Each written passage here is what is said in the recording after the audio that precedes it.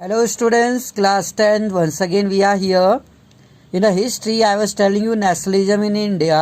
इसी सीरीज को आगे बढ़ाते हुए आज आपके पास वीडियो 7 है और शायद ये वीडियो 7 क्वेश्चन आंसर्स का लास्ट वीडियो होगा.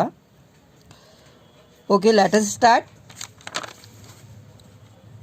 Explain the question is explain the major factors which promote the sense of nationalism. वो कौन से मुख्य तत्व हैं जो इंडियंस लोगों में नेशनलिज्म की भावना क्रिएट करते हैं, प्रमोट करते हैं. एक देश प्रेम की भावना कैसे जनरेट हो सकती है लोगों में, वो कौन कौन से तत्व थे जो इंडिया में लोगों को काफ़ी इससे क्या हुआ, नेशनलिज्म की भावना क्रिएट. तो आइए देखते हैं आंसर. United struggle. तो पहला हेडिंग बनेगा आपका एक संयुक्त रूप से जो संघर्ष था, सभी लीडर्स ने मिलके संघर्ष किया. Most important factor responsible for arising the sense of nationalism. सबसे जो इम्पॉर्टेंट फैक्ट था जो लोगों में नेशनलिज्म की सेंस को डेवलप किया, रिस्पॉन्सिबल था जो फैक्टर अमंग द इंडियन वो यूनाइटेड स्ट्रगल. वो था संयुक्त, यानी सब लोगों ने मिलके संघर्ष किया. आइदर वो पीजेंट्स थे, मिडिलमैन थे, या गरीब वर्ग था, उन सभी लोगों ने यूनाइटेड स्ट्रगल्स करके संयुक्त संघर्ष किया. नेशनलिज्म की भावना इसलिए भी क्रिएट हुई क्योंकि उन्होंने संयुक्त संघर्ष किया था, यूनाइटेड स्ट्रगल. तो इसमें आप कहोगे जो मोस्ट इम्पॉर्टेंट फैक्टर रिस्पॉन्सिबल है सेंस ऑफ नेशनलिज्म के लिए भारतीयों में अमंग द इंडियन वह United struggle against the Britishers. संयुक्त रूप से संघर्ष करने के कारण ब्रिटिशर्स के अगेंस्ट वो सफल हुए नेशनलिज्म को क्रिएट करने में. दूसरा हेडिंग बनेगा कल्चरल प्रोसेस, सांस्कृतिक प्रक्रिया. अब ये सांस्कृतिक प्रक्रिया क्या थी? There were also a variety of cultural process. कई प्रकार के सांस्कृतिक प्रक्रियाएं थी. सांस्कृतिक प्रक्रियाओं में दो विच नेशनलिज्म कैप्चर्ड पीपल इमेजिनेशन, जिसने क्या किया, नेशनलिज्म को कैप्चर किया. जो पीपल्स की इमेजिनेशंस थे, हिस्ट्री और फिक्शंस, फॉकलोर एंड सॉन्ग्स, यानी कि विभिन्न गीतों के माध्यम से, विभिन्न फॉकलोर के माध्यम से, फिक्शंस के माध्यम से, पॉपुलर प्रिंटिंग के माध्यम से, जो न्यूज़पेपर्स थे या मैगजीन्स थी उनमें काफ़ी लेख छापे गए. एंड सिंबल्स और प्रतीक चिन्ह भी बनाए गए. जैसे झंडा, गांधी जी ने एक झंडा प्रपोज किया था जिसमें बीच में चरखा सिंबलिक था. ऑल प्लेट, इन सभी चीज़ों ने, ध्यान दीजिएगा, हिस्ट्री ने, इमेजिनेशन जो हिस्ट्री था, इतिहास हमारा, फिक्शंस जो था, फॉकलोर एंड सॉन्ग्स, गीत, राष्ट्रगीत डेवलप किए गए.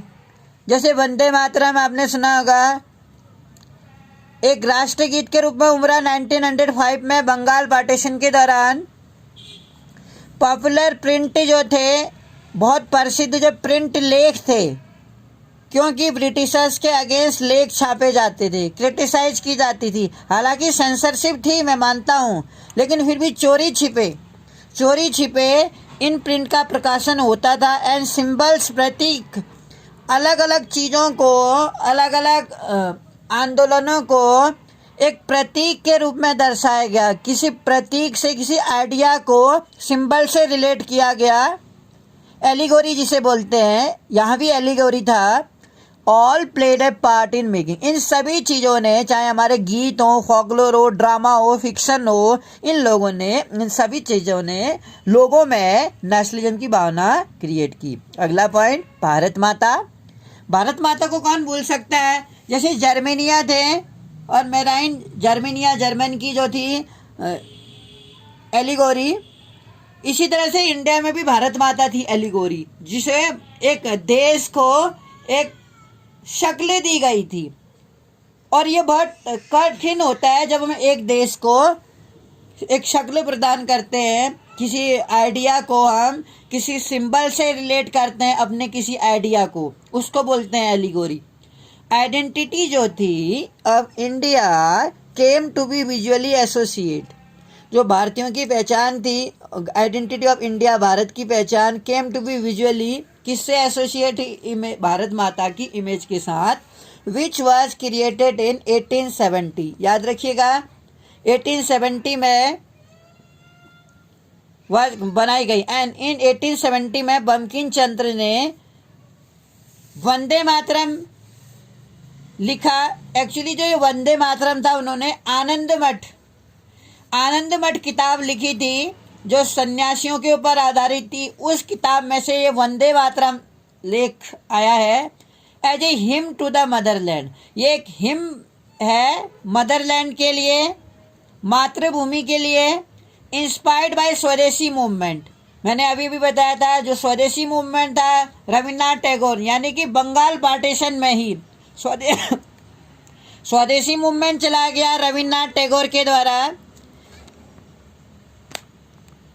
Painted his image of Bharat माता, और इस तरह से स्वदेशी मूवमेंट से इंस्पायर्ड हो गए रविन्द्रनाथ टैगोर ने एक भारत माता की जो इमेज थी वो पोर्ट्रेट की थी, वंदे मातरम लिखा। और ये वंदे मातरम भारतीय राष्ट्रीय आंदोलन जो था इंडियन नेशनल मूवमेंट, उसका एक गीत बना।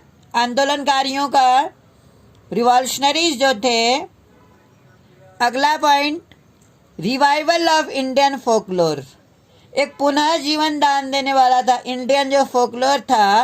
आइडिया ऑफ नेशनलिज्म अगर हम बात करें, नेशनलिज्म के जो विचार था was also develop by reviving the Indian folklore.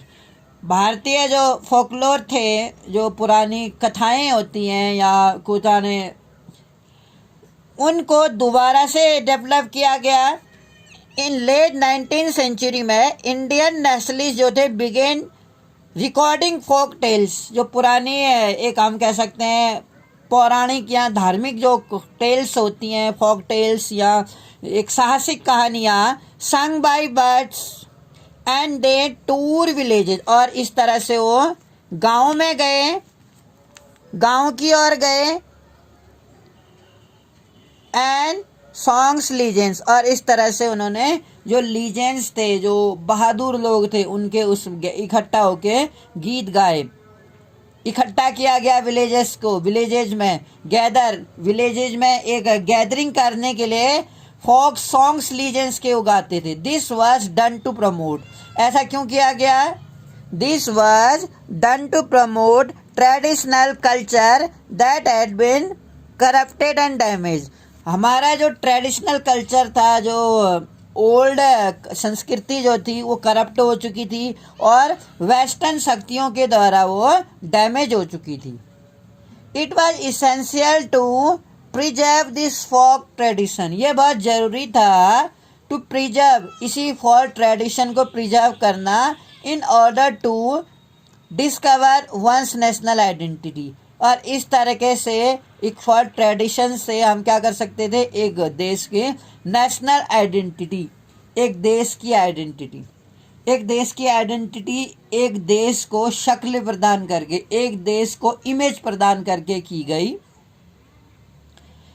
And restore a sense of pride, और इस तरह से उन लोगों में एक सेंस ऑफ प्राइड डेवलप हो जो कभी पास्ट में होता था, यानी जिसे वो अपने कल्चर से, अपने ट्रेडिशन से प्राउड फील करें। कहीं ना कहीं वो अपना ट्रेडिशन, अपना कल्चर भूल चुके थे वेस्टर्न कल्चर को अपनाने के कारण। तो इस तरीकों से जो इंडियन फोकलोर थे वो उन चीज़ों से पुनः लोगों में एक नेशनलिज्म की भावना को डेवलप करने के लिए Indian culture, Indian tradition, Indian customs जो थे उनसे परिचित कराया गया।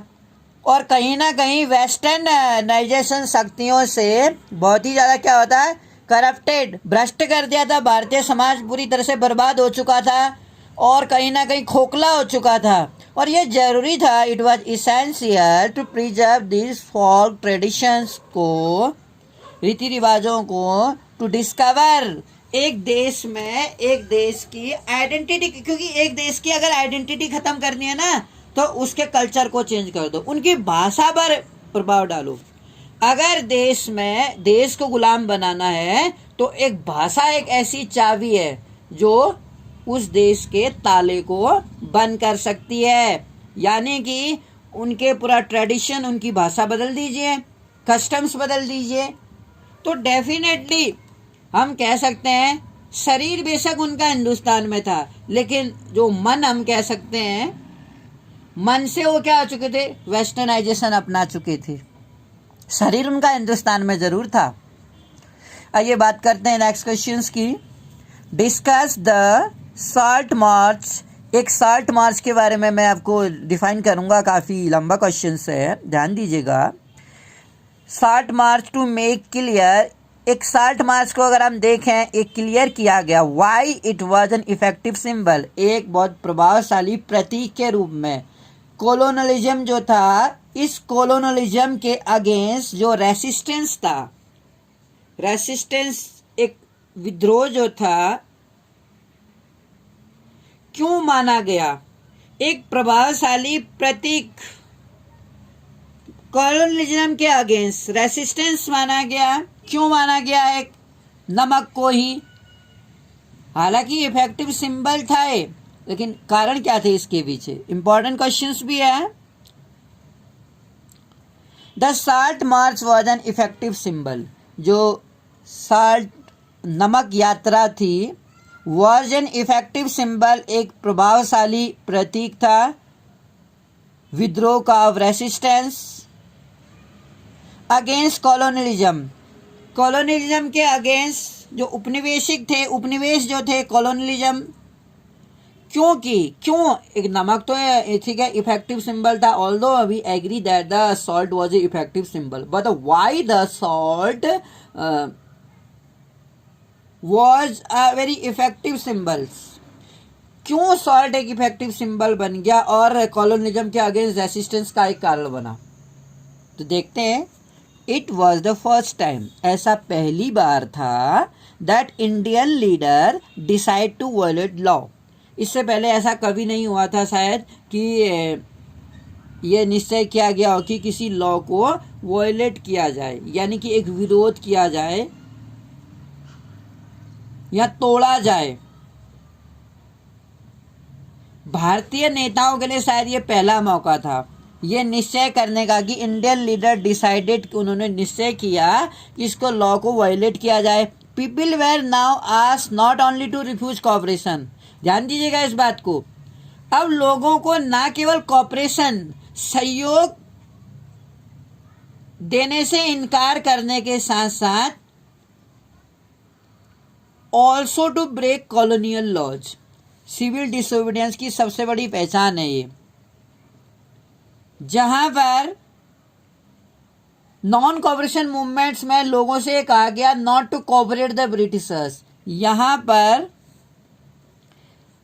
Not only to refuse cooperation, केवल कॉपरेशन रिफ्यूज ही करना नहीं था ब्रिटिशर्स को, बल्कि ब्रिटिशर्स के द्वारा बनाए गए उपनिवेशिक कानूनों को तोड़ना भी इसका लक्ष्य। ना सहयोग करेंगे और ना उनके बनाए हुए कानूनों को मानेंगे, यानी कि उनके बनाए हुए ब्रिटिश लॉ, कॉलोनियल लॉज को पूरी तरह से इग्नोर कर देंगे। पहली बार ऐसा किया गया सिविल डिसोबीडियंस मूवमेंट्स में।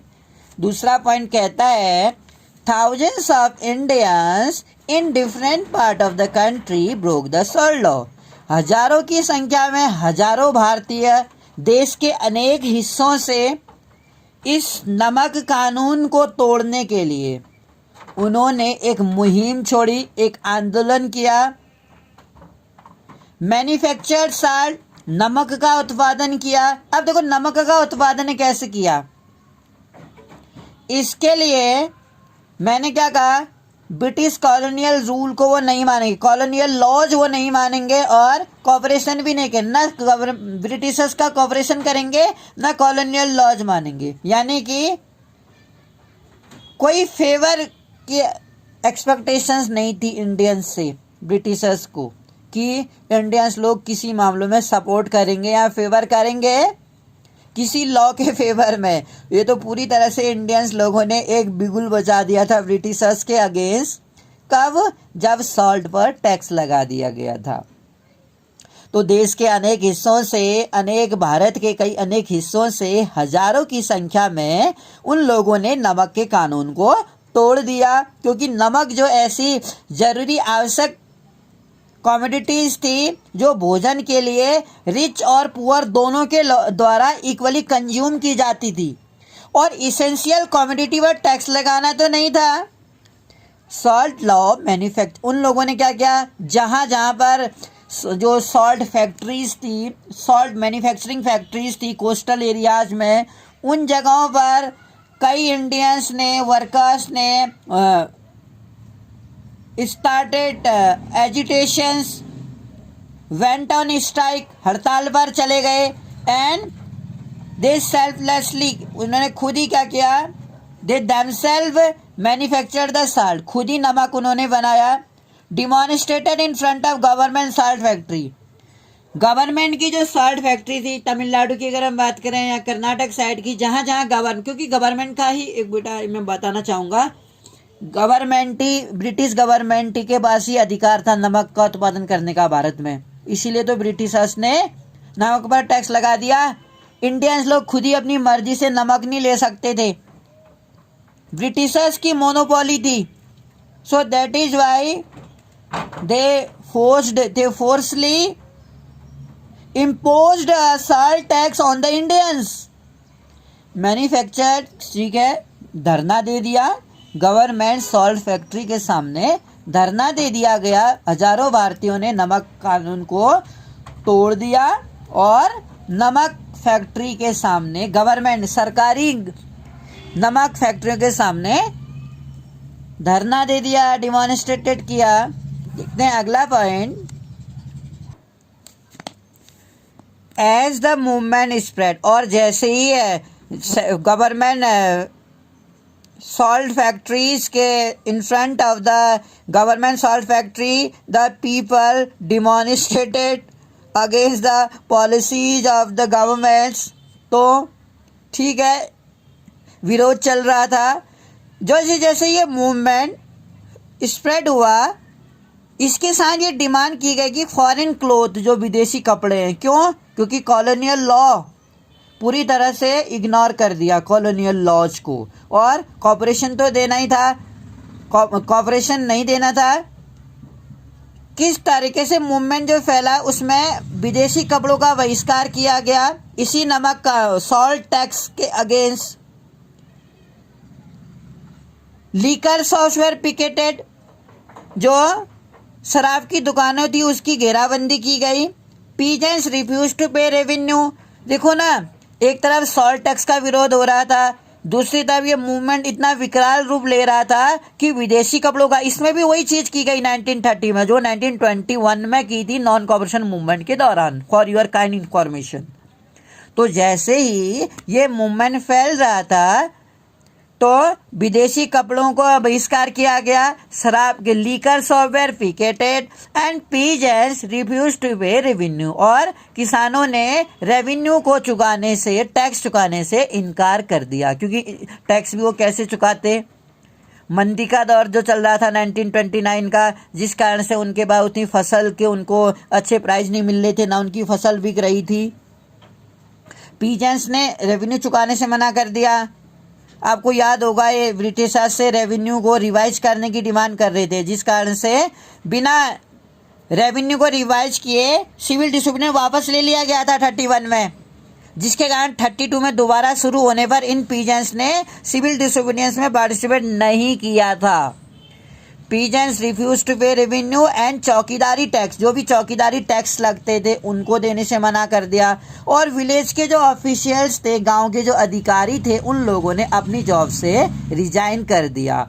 कई सारी जगहों पर जहाँ पर नमक का उत्पादन नहीं होता था, लेकिन नमक का उत्पादन न होने के कारण भी नमक टोल टैक्स के अगेंस्ट प्रोटेस्ट तो करना था किसी न किसी तरीके से।